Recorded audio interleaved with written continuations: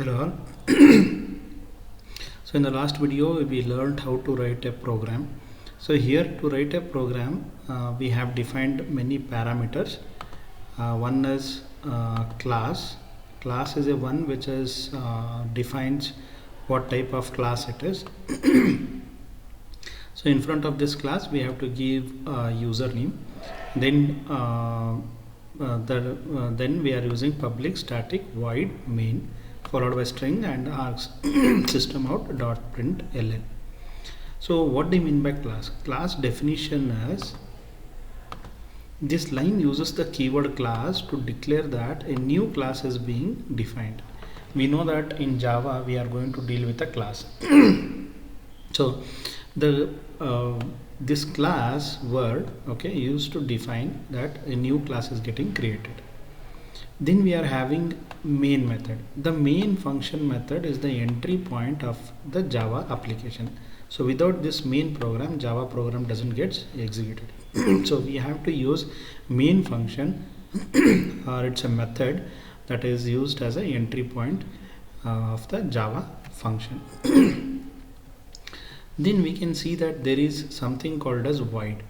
Why this is void? Void is a one. If the method doesn't returns anything, then we are going to call this particular method as void. Okay, otherwise we cannot use this void. Suppose if this method returns something, then we can use the particular data type. But if the particular method doesn't returns anything, then we can go ahead with the void keyword.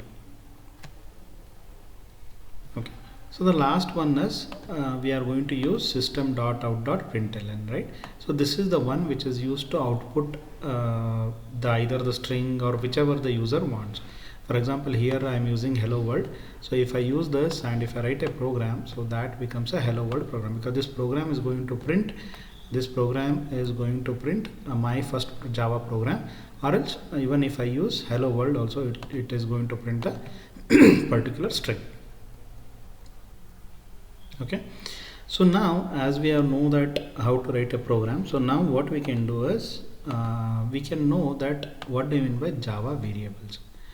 So for example, we are having Java variables. Okay, so one is string, which stores this text such as hello.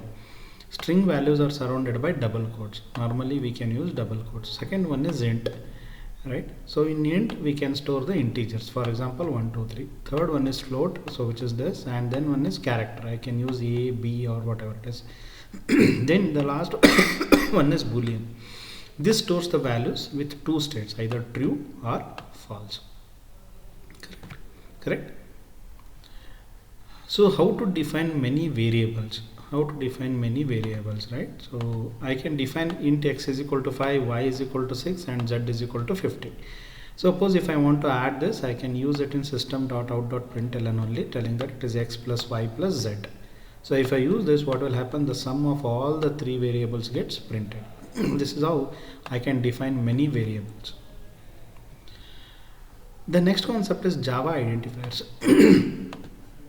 For example, I can use int data type and then minutes per hour, which is nothing but 60.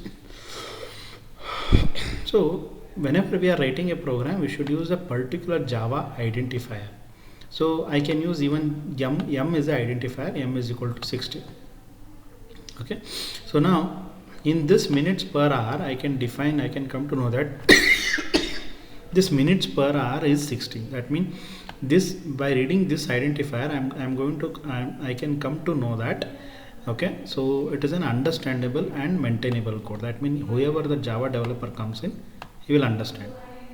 Suppose if I use only yum, nobody will understand, right?